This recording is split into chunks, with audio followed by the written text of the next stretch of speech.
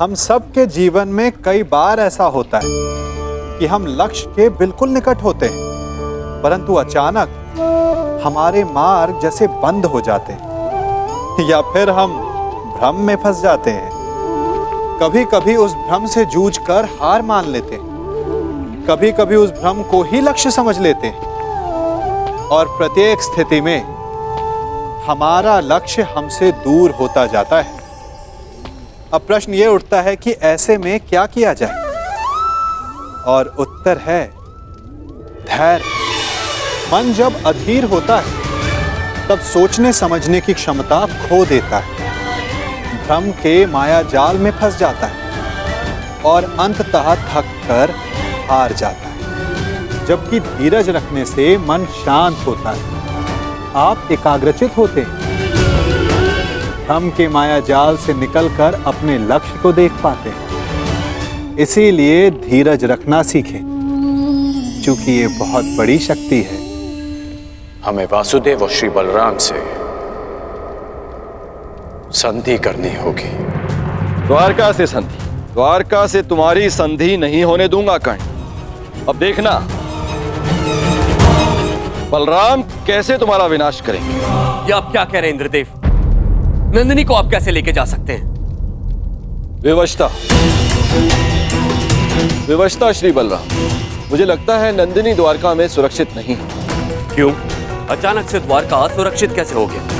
है नहीं, किंतु होने वाला है।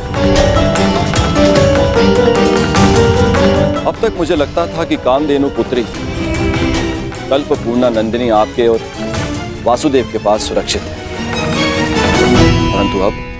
परंतु क्या इंद्रदेव?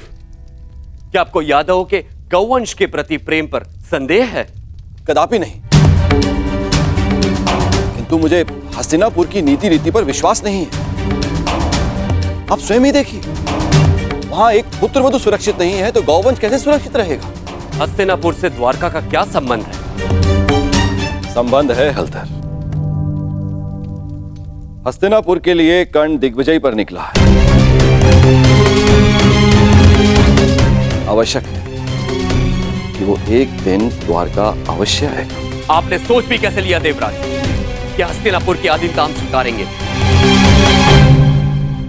यदि हस्तिनापुर की सेना द्वारका के द्वार पर पहुंची तो मैं उन्हें यमलोक का द्वार दिखा दूंगा। और वो यदि संधि के लिए आए तो? संधि? संधि तो एक बहुत अच्छा विकल्प है। संधि से विकास के द्वार खुलते हैं।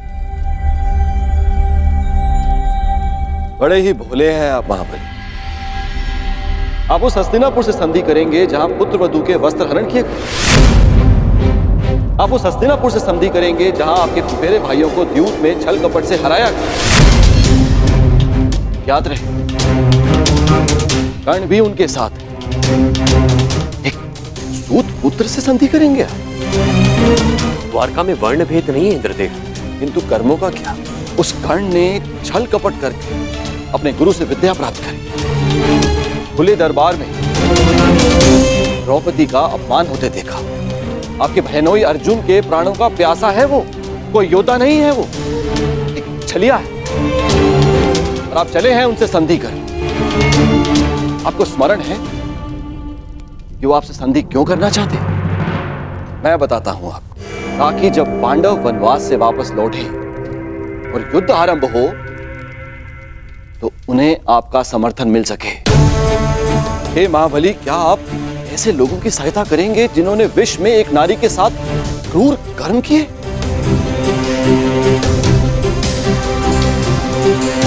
तो और क्या विकल्प हो सकता है इंद्रदेव? यदि कोई मित्रता का हाथ बढ़ाने के लिए आपके घर तक आए तो आप उसे कैसे ठुकरा सकते हैं? यदि मित्रता का अवसर ही ना दिया जाए तो? कैसे?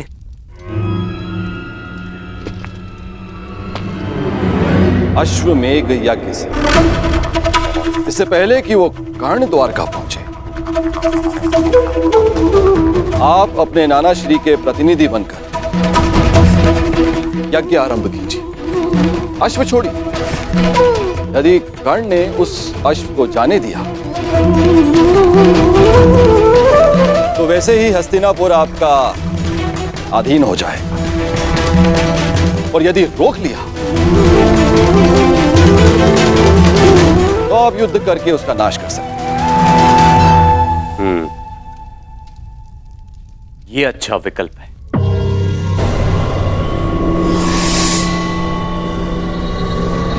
यदि ऐसा है तो मैं नंदिनी को आपके सानिध्य और आपकी सुरक्षा में छोड़ने के लिए तैयार हूं।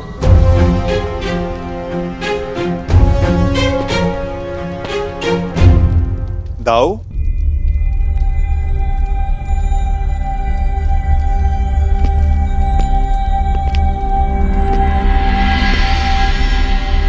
बिना कर्ण की मंशा जाने उससे युद्ध करना मुझे उचित प्रतीत नहीं होता दाऊ।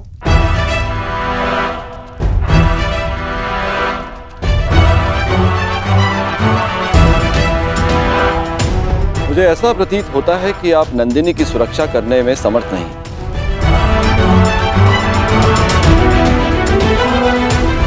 ऐसी स्थिति में आप उसे लौटा ही दीजिए। यदि नंदिनी यहां से गई तो द्वारका का अपमान होगा, जो मुझे स्वीकार नहीं। नंदिनी यहीं पे रहेगी।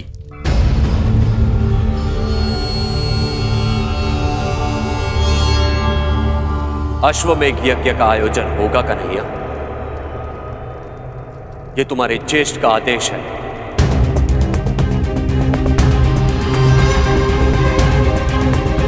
क्या तुम्हें अस्वीकार है? यदि अश्वमेघ यज्ञ नहीं हुआ तो नंदिनी द्वारका को छोड़कर चली जाएगी, और यह द्वारका के लिए बहुत ही अपमानजनक बात होगी। क्या यह स्वीकार है?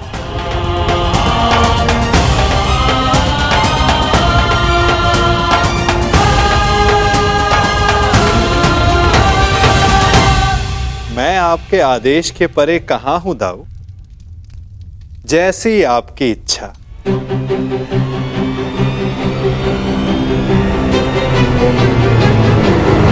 तो ठीक है, यज्ञ के लिए उत्तम अश्व की व्यवस्था करो, और पहले ही मुहूर्त में यज्ञ प्रारंभ होगा।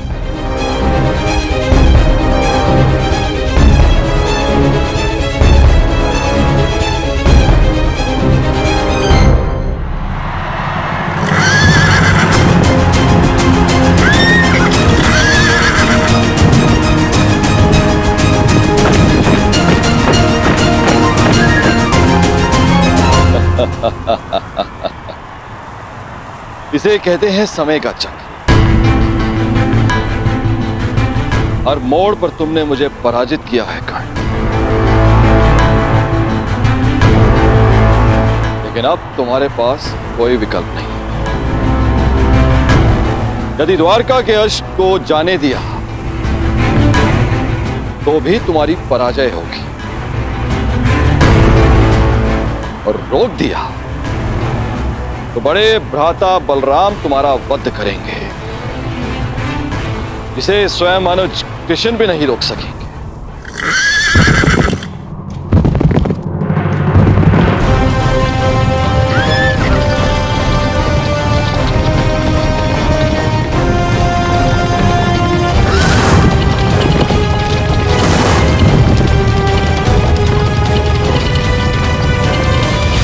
रुको!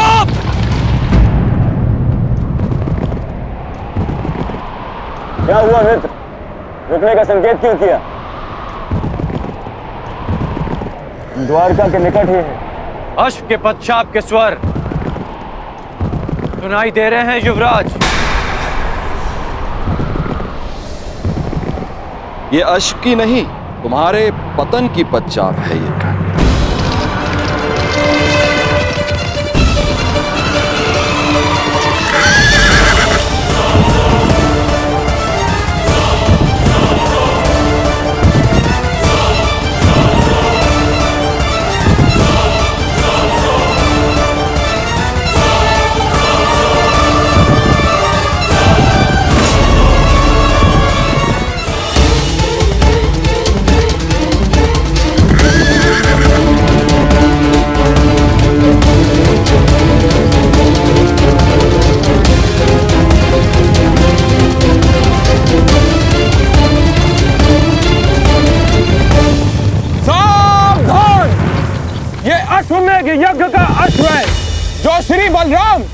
और श्री कृष्ण की सुरक्षा में है।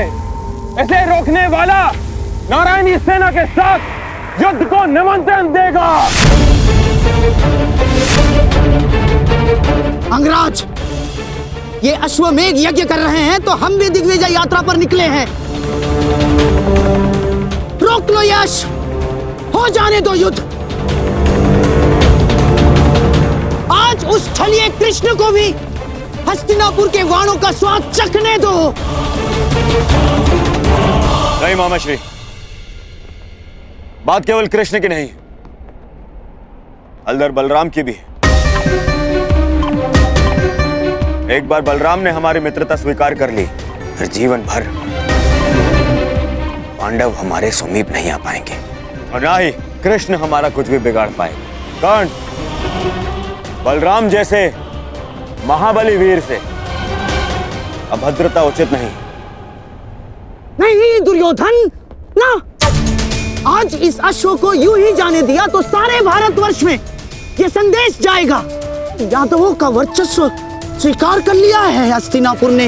ना मेरे सम्राट, ना।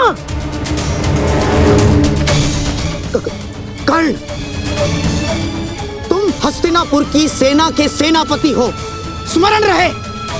तुम्हारी विजय मेरे सम्राट दुर्योधन के नाम अवश्य होगी, परंतु तुम्हारी पराजय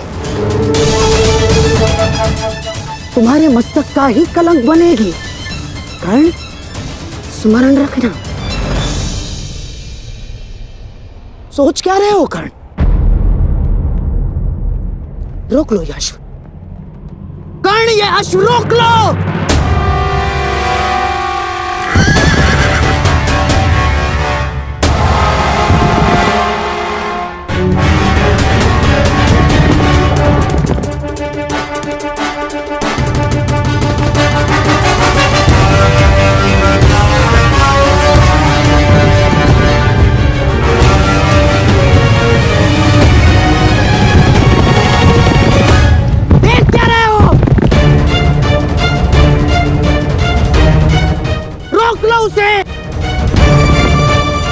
नहीं।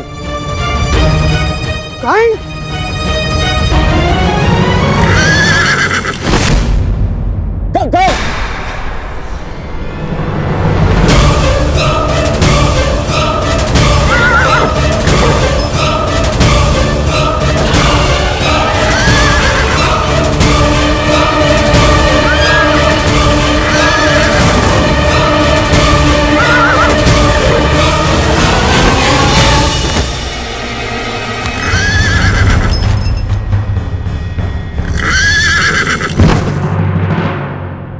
ये तुमने क्या किया मित्र? अब श्री बलराम का कोप सहना होगा हमें। अश्व को रोका गया है, आक्रमण!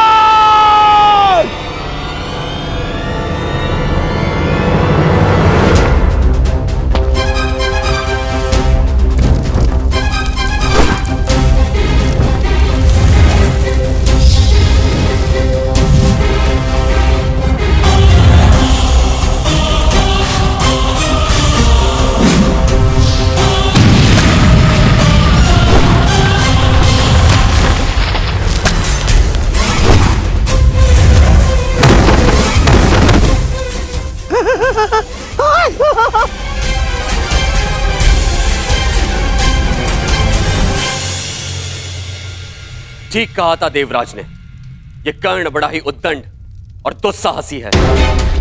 द्वारका के अश्वमेघ यज्ञ के अश्व को रोका है उसने, हमारी सेना पर आक्रमण किया है उसने। मैंने कहा था ना दाऊ कि ये योद्धा तनिक विकट है, परंतु उसने अभी तक बलराम के हल और गदा की विकटता नहीं देखी है। हस्तिनापुर को अपने हल की नोक से उखाड़कर भूमि में गाड़ दूंगा मैं जानता हूं कि तुम्हें कर्ण प्रिय है, परंतु जो भी द्वारका के सम्मान की सीमा को लांघे वो मुझे प्रिय नहीं। अब कर्ण को मेरा सामना करना ही होगा। अब जैसी आपकी इच्छा दाऊ। मैं तुम्हारी इच्छा जानना चाहता हूं कन्हैया। क्या इस युद्ध में तुम भाग लोगे या नहीं? अब दाऊ की इच्छा है तो कन्हैया को तो आना ही होगा।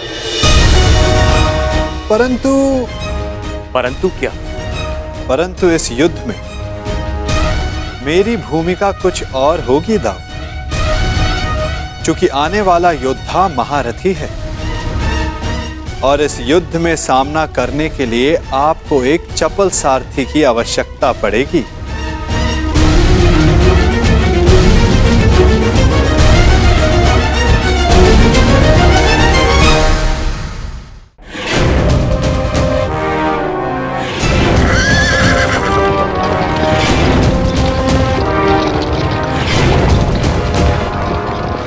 सम्राट, ये छलिया सारथी बनकर आया है, अर्थात शस्त्र नहीं उठाएगा। विजय निश्चित है सम्राट, विजय निश्चित है हमारी।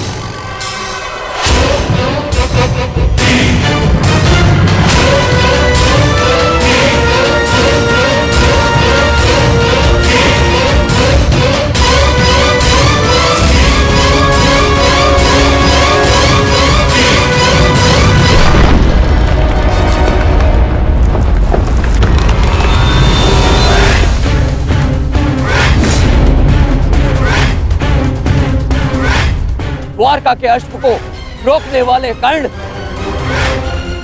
तेरा सामना बलराम से है। अपने प्रियजनों का स्मरण कर ले, क्योंकि तेरा स्वागत स्वयं यमराज करने वाले हैं। शत्रु ने ललकारा है, अंगराज उत्तर दो।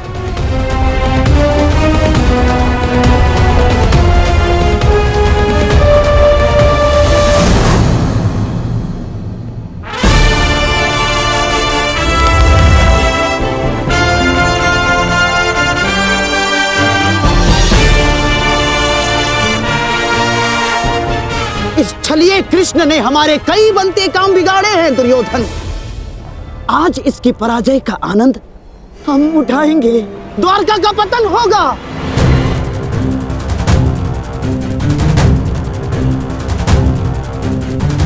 और फिर तुम्हें पांडवों का कोई भय नहीं होगा, मेरे सम्राट, कोई भय नहीं होगा।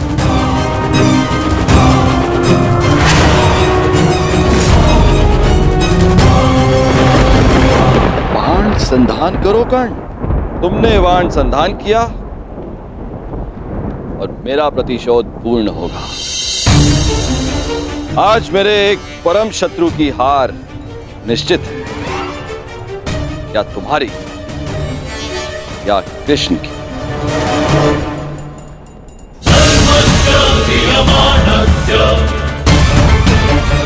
चला बाण चला कर्ण।